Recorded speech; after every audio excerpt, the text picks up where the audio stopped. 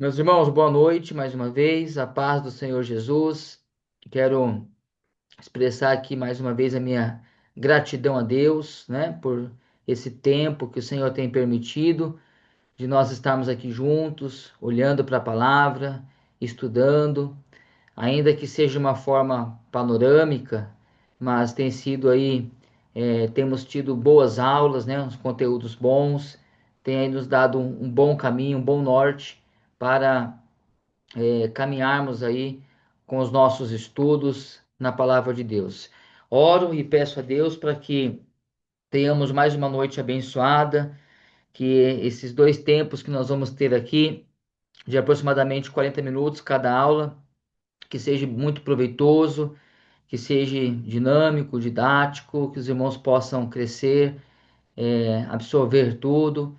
E rogamos a Deus que o Espírito Santo esteja revelando aos nossos corações, porque a palavra é de Deus e é pelo Espírito que nós temos a revelação daquilo que Ele quer revelar a nós. Amém? Que o Senhor nos ajude e nos dê graça. Vamos lá? Página 243, Livros de Crônicas. Hoje nós vamos olhar para esses dois livros, né? Livros de Crônicas, primeira e segunda Crônicas. Nós vimos na aula passada, irmãos, a respeito do primeiro e segundo livro de Reis, né? Nós estávamos aí na aula passada falando sobre Reis, destacando aí que Primeira Reis tem o destaque do ministério de Elias, a qual nós fizemos menção, e Segunda Reis destaca o ministério de Eliseu, né, que foi o sucessor de Elias. E nós também passamos aí na aula passada, os irmãos que ainda não assistiu o vídeo, né? Mas já adiantando aqui, nós passamos um trabalho na aula passada, foi aí aplicado um trabalho para ser entregue até o dia da prova, é um trabalho sobre juízes, amém? Vai falar sobre os juízes aí do período aí de juízes, né? Relatando o nome de cada um, é, falando aí sobre, perdão, né? Reis, né, irmãos? Reis, Isso. perdão.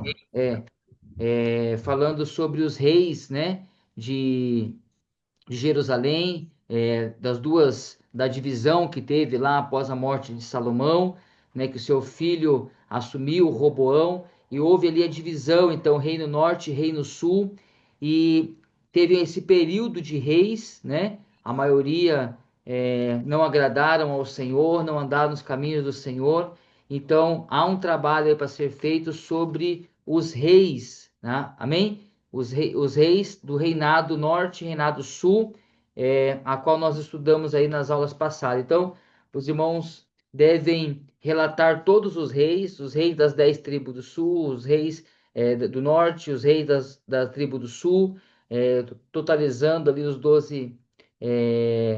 12 tribos, né? Aonde se dividiu a nação, falando sobre os reis, o tempo que eles atuaram, as obras que eles executaram e quais são os feitos e o destaque de cada um deles. Então, é um trabalho gostoso de fazer, porque a gente acaba crescendo com esses trabalhos, né? Que a gente adquire mais conhecimento, porque obrigatoriamente temos que ler, pesquisar. Então, fica aí o trabalho desta matéria de livros poéticos, né? Livros históricos, é, proféticos, irmãos, perdão, hoje está difícil, hein? Livros proféticos, né? Livros históricos e proféticos que nós estamos lendo, estudando. Então fica aí o trabalho para essa matéria toda, vai se dar aí no livro sobre os reis de Israel. Pois bem, hoje nós vamos então olhar para os livros de crônicas. Pega aí a sua apostila, na página 243, aonde dar-se início aí na, na oitava lição, livros de crônicas. A apostila diz assim, irmãos, o que temos a partir desses livros, como Crônicas, Esdras, Neemias e Esther, é classificado como escritos pelos hebreus, por se tratar de coletâneas que descrevem grandes momentos da história de Israel. Em Crônicas, temos a estrutura do Antigo Testamento refletindo os primeiros homens da humanidade, como de Israel, e apresentando sugestões que levariam o povo a vivenciar o progresso. Em resumo, temos diferentes ângulos da relação homem e Deus. Quando passamos de Reis para Crônicas, sentimos estar pisando no mesmo terreno, por se tratar de repetições dos grandes fatos históricos do Antigo Testamento. Então, nós vamos ver, né, irmãos, aqui hoje, sobre o livro de Crônicas, que parece ser até uma continuidade, né, do livro de Reis, por ele dar, então, aí algumas informações muito parecidas do qual nós vemos e temos nos livros ali que nós estudamos de Primeira e Segunda Reis. Porém, nós vamos ver aqui hoje a grande diferença que se dá do livro de Reis para o livro do Crônicas, né? Aonde nós vemos lá em Reis o relato dos reis, a qual o escritor de Primeira e Segunda Reis ele é bem crítico e ele traz ali todos os feitos, quer seja mal, quer seja bom, na sua grande maioria feitos negativos, né, maus, de todos os reis que estão relatados. Então, o escritor de Reis, ele vem trazer então à tona toda a falha, todo o pecado, toda a transgressão, a apostasia dos reis, e nós vamos ver já no livro de Crônicas uma escrita um tanto que diferente. Crônicas, por exemplo, ele vem se preocupar em não destacar o erro, né?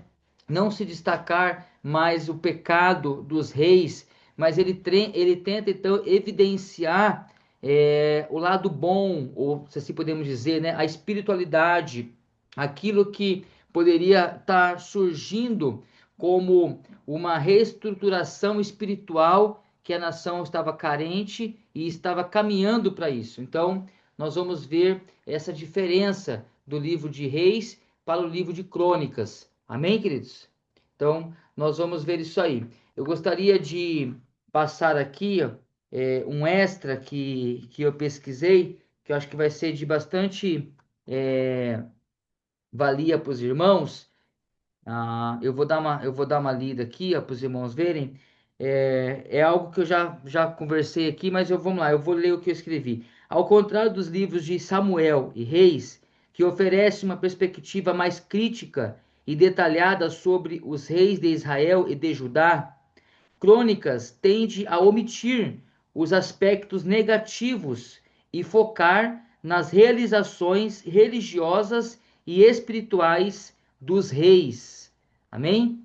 Então, essa é uma das grandes diferenças do escrito dos livros de Reis para os livros de Crônicas. Nós vemos lá em Samuel e 1ª e 2ª Reis, né? Uma escrita muito crítica na perspectiva de detalhar o pecado, de detalhar a apostasia dos reis de Israel e de Judá. Agora, em Crônicas, nós vamos ver o escritor omitindo isso, né, na perspectiva de trazer o relato religioso positivo. Então, ele omite os erros desses reis, né, no aspecto do aspecto negativo e faz uma relação religiosa e espiritual dos reis. Então, essa se dá a grande diferença dos livros de Reis para o livro de Crônicas. Isso reflete, né, uma intenção teológica de mostrar a importância da fidelidade a Deus e a obediência às suas leis como chave para a prosperidade e a bênção.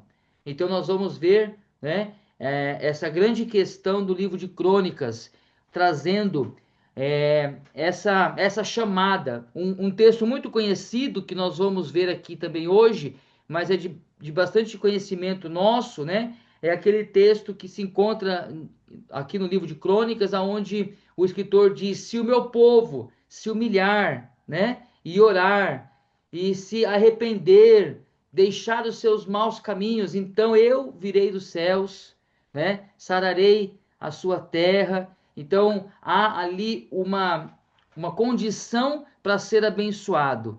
Então, é essa grande perspectiva que o livro de Crônicas traz, né? Que esse Deus, ele é perdoador e se o povo se arrepender, ele está pronto para então abençoar e trazer tudo aquilo que é de promessa para o seu povo. Então, essa é uma grande perspectiva do livro de Crônicas. Então, teologicamente falando, né, o livro de Crônicas, ele quer então trazer esperança a uma nação que estava completamente desesperançada. Amém? Tudo bem, Adriana?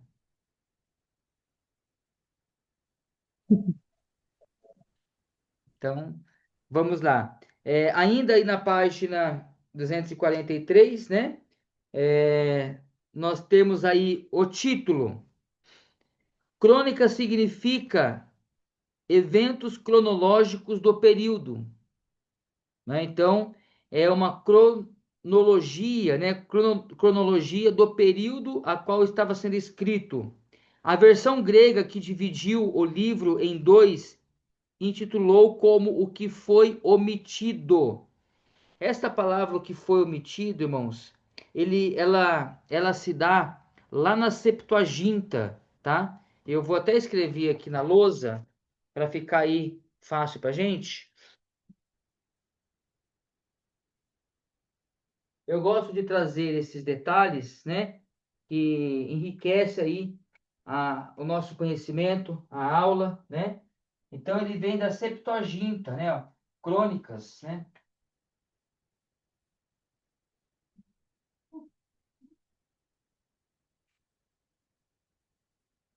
Crônicas.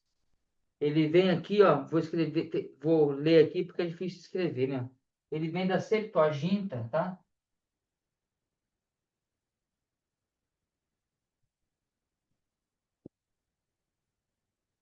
Que significa, ó,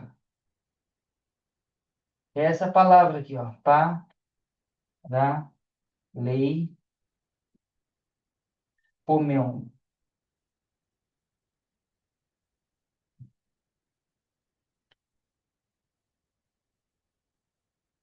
Paraleipomenion, que significa coisas omitidas, né? Ou coisas deixadas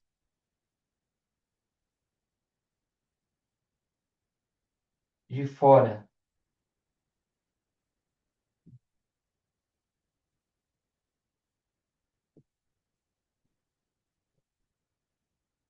Deu para ver aí, irmãos, na lousa? Né, ó, dá para copiar? Então, aí no título, né, ó, nós temos essa informação, que a versão grega que dividiu o livro em dois intitulou como o que foi omitido. Então, aonde ele tirou isso? Isso veio lá da Septuaginta, tá? Dessa palavra aí, paraleopomenon, que significa coisas omitidas ou coisas deixadas para trás. Aí na apostila está escrito, ó,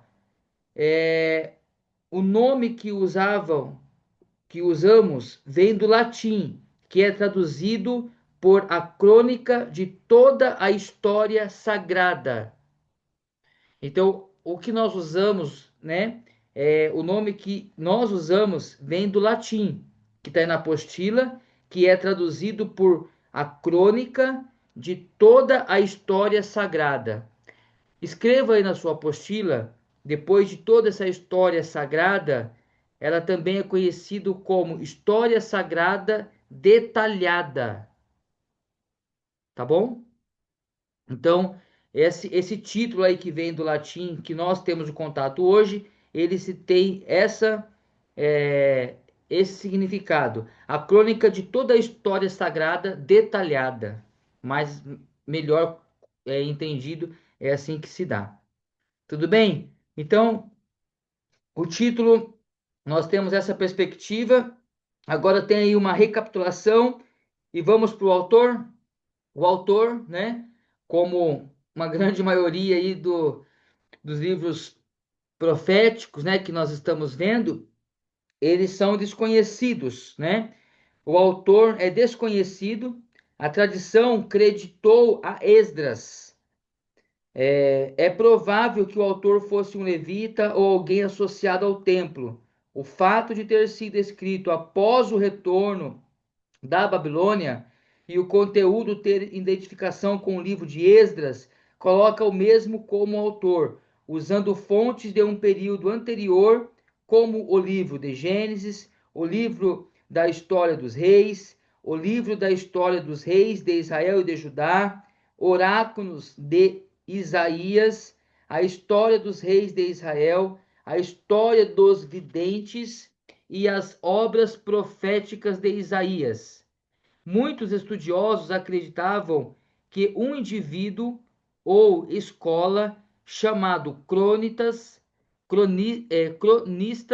produziu tanto crônicas como Esdras, Neemias, como história contínua e que foi totalmente rejeitado. Então, não respondeu a nossa pergunta, né?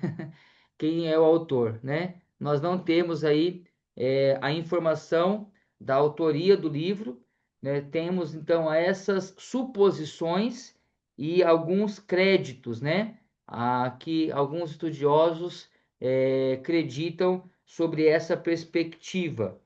A maioria, uma grande parte, acredita nesse indivíduo, né, ou uma escola de cronistas, né, de historiadores que relatavam aí o período da história. E eles também acreditam que fizeram parte tanto de Reis, como também Esdras, Neemias, como o livro de Crônicas, tá bom? Vamos lá, data. Os livros de crônicas foram escritos em cerca de 400 a.C., depois da libertação dos prisioneiros da Babilônia, que se deu em 538 a.C. Alguns eruditos sugerem que o livro tenha sido escrito no século V a.C., período que vai de Zorobabel até os dias de Esdras. A distância entre os registros e os acontecimentos destacam aqueles episódios que considera a relevância duradoura. Então nós temos aí uma data, né, aproximada que se dá cerca de 400 antes de Cristo, logo após a libertação do povo de Deus, né, da Babilônia, do período babilônico, a qual se deu então a libertação. Então, acredita-se que foi nesse período. O tema, nós temos aí uma pequena recapitulação. O tema do livro, esse livro, esses livros de crônicas tratam sobre a história dos israelitas desde o reinado de Davi até o regresso do cativo na Babilônia. Dessa forma, tem o mesmo tema dos livros de 2 Samuel, 1 e 2 Reis.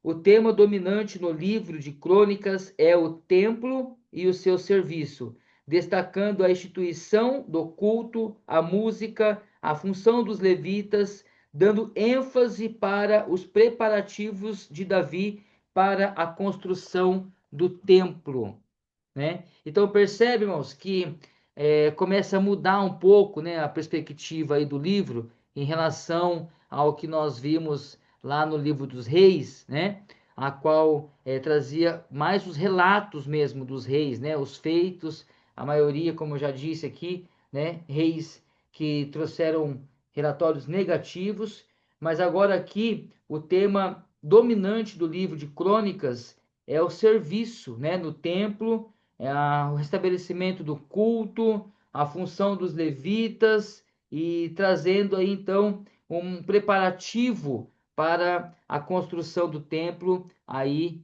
a qual Davi dá o pontapé inicial aí, né, fazendo tudo isso daí. Então, agora a gente vê para o item 8.5 sobre o propósito.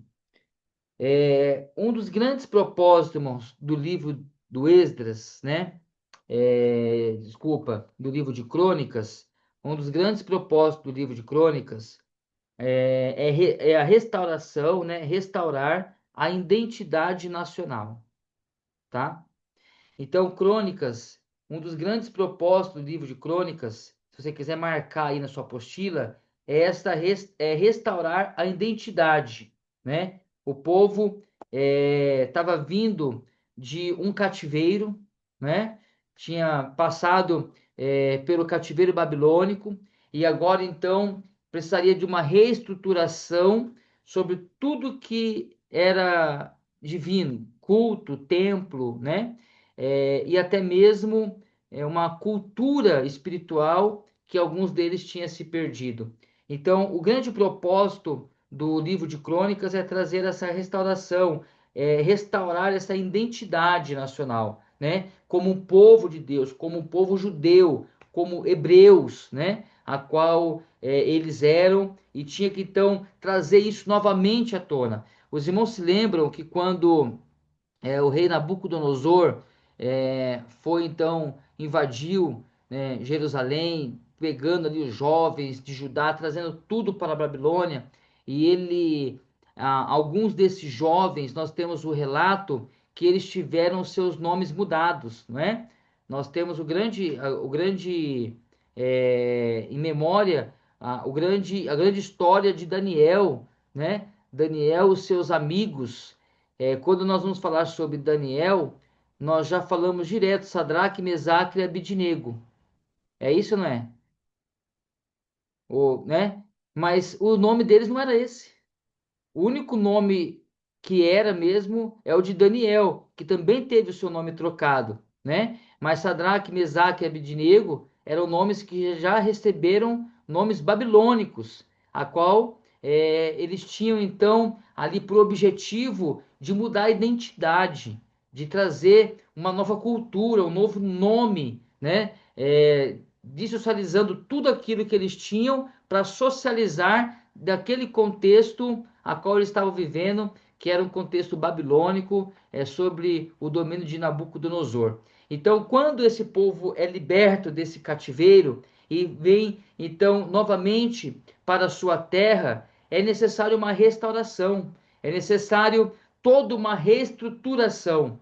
Então, o livro de Crônicas, ele tem por um dos objetivos trazer esta identidade novamente à tona, que é desse povo não era babilônico, não era pagão, mas era um povo de Deus, o povo escolhido do Senhor, um povo hebreu, judeu, né? Um povo de Israel, um povo escolhido pelo Senhor, a qual então ele trabalha para que isso seja restabelecido. Vamos lá para a apostila. 244 aí, propósito. A recapitulação da história de Israel devia encorajar a comunidade judaica, destacando a seleção divina de Israel e as promessas de Deus ao povo. Crônicas mostra que o propósito permanente de Israel era o culto a Deus, podendo ter esperança, porque ainda que não tivesse um rei, o templo permanecia. Amém? Então veja, né, ó, aquilo que eu falei, ó, o grande propósito, encorajar a comunidade, né? Então, tem como grande propósito encorajar aquele povo e lembrar que eles tinham Deus, o Deus de Israel, o Deus, né, o Yahvé, o Adonai, o Todo-Poderoso, continuava sendo o Deus deles, né? A mensagem 8.6. A mensagem principal, ponto da mensagem de Crônicas, é a narração da confirmação da aliança para sempre. Esse me edificará a casa e eu estabelecerei o seu trono.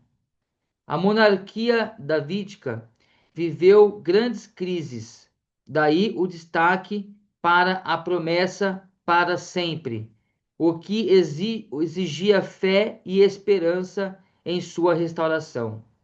Quanto a isso, ressalta-se a convocação do Deus da aliança ao seu povo frustrado. Olha só, irmãos, ressalta, né, ó, a convocação do Deus da aliança a quem?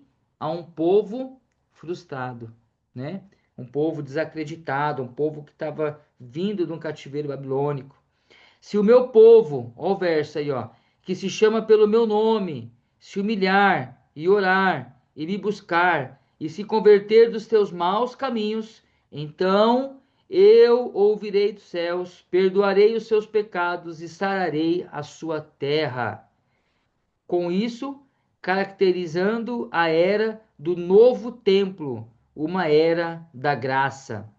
A partir daí, temos destaque para a adoração, santidade de Deus e, por fim, a liderança. Sob esse último ponto, a expectativa messiânica estava viva no autor, que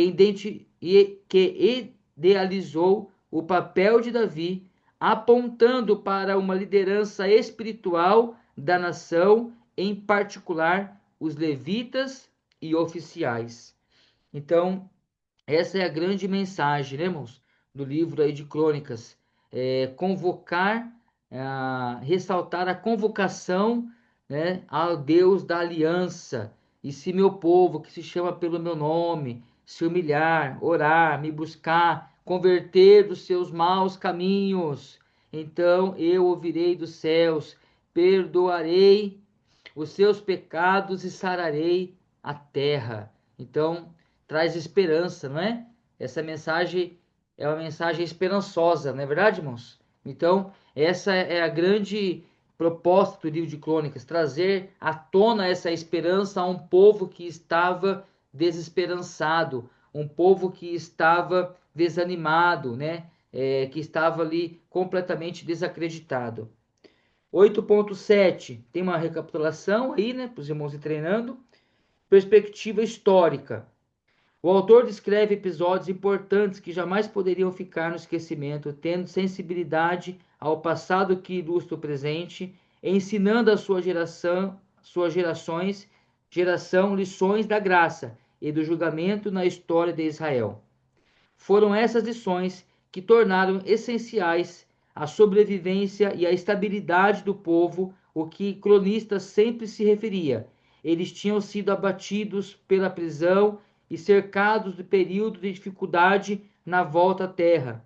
A preocupação maior do cronista era relatar a história de tal maneira que garantisse ao povo de Deus que estava no garantisse ao povo que Deus estava no comando e que se incentivasse a ser totalmente fiéis a ele, né? Então, continua aí na nossa fala sobre o papel ou a mensagem principal aí desse livro de Crônicas. Eu vou continuar aqui a leitura, nós temos só mais 8 minutos, então vou tentar terminar aqui, tá?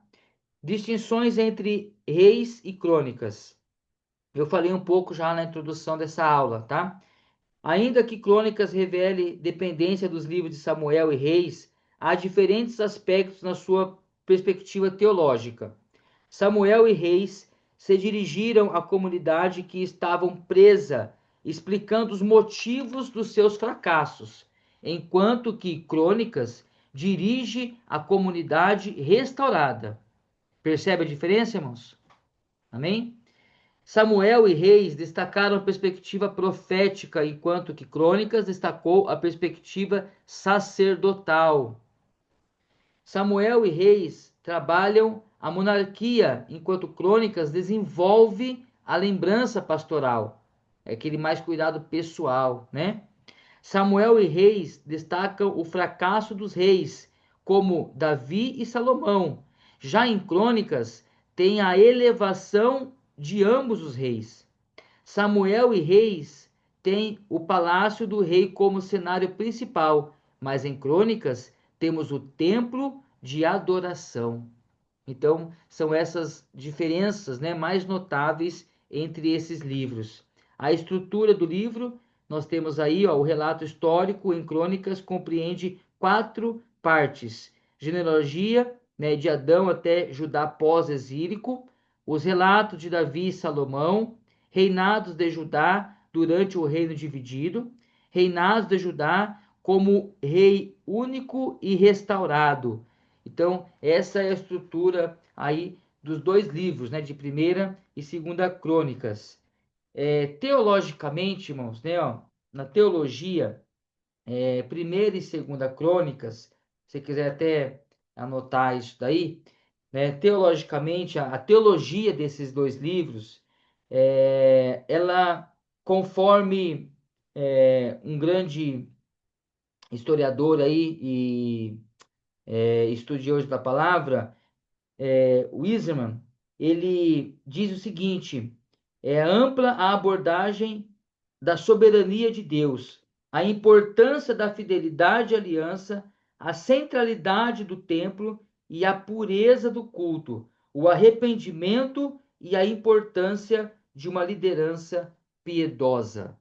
Então, a teologia do livro aí de Primeira e Segunda Crônicas, né? Conforme elucidada por Welsman, é ampla, abordando a soberania de Deus. Então ele aborda com grande ênfase a soberania de Deus, a importância da fidelidade à aliança, né? Então, Crônicas, ele esquece um pouco os pecados, os erros dos reis, e ele então enaltece a fidelidade à aliança, da sua necessidade para isso. A centralidade do templo, a pureza do culto, né? Ele traz aqui então à tona sobre essa questão da pureza. Lembra que eu falei lá? Tudo isso é para poder trazer a identidade novamente desta nação, né? O arrependimento e a importância de uma liderança piedosa.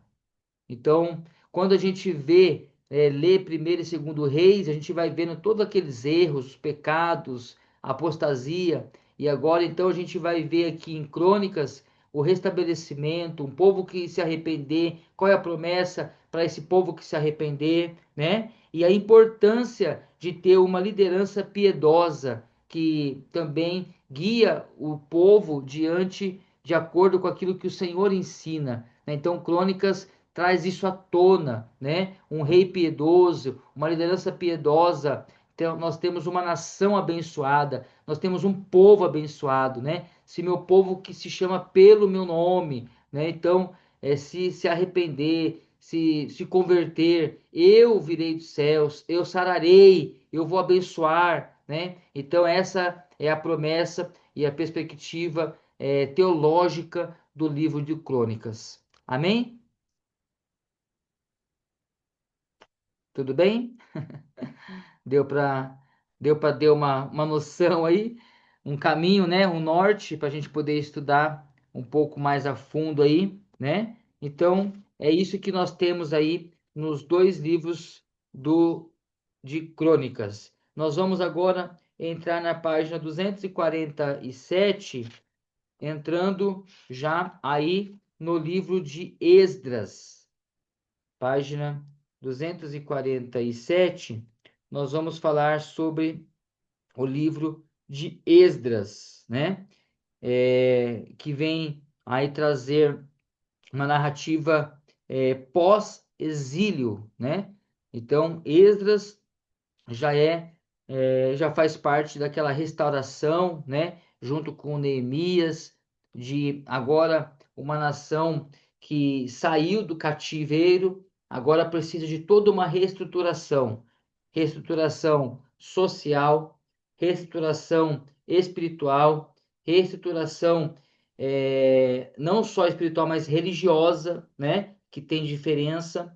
Então, nós vamos ver agora um trabalho de um escriba, de um professor, de dessa preocupação de trazer novamente os ensinamentos, porque uma geração praticamente, né, que está vindo agora é uma geração que não teve esse contato, é uma geração que não passou por esse discipulado, vamos dizer assim, que não teve esse ensinamento. Então, o que que eles ouviram lá? O que que eles aprenderam lá? Eles precisam saber que nós temos um Deus, que nós temos uma teologia, que nós temos uma palavra, que nós temos é, um, um Pentateuco, né? Para Torá, nós temos a Torá como regra de fé. Então, Esdras ele vem trazer essa reestruturação espiritual, essa reestruturação de ensinamento para esse povo. Amém? Então, nós vamos entrar no livro do Esdras daqui a alguns minutos, na nossa próxima aula aí, daqui a 2, 3 minutos a gente já retorna. O vídeo vai derrubar, então nós vamos sair e retornamos daqui a alguns minutos. Tá bom, queridos? Eu já coloco no grupo aí um novo link. É o tempinho de tomar uma aguinha e já voltar.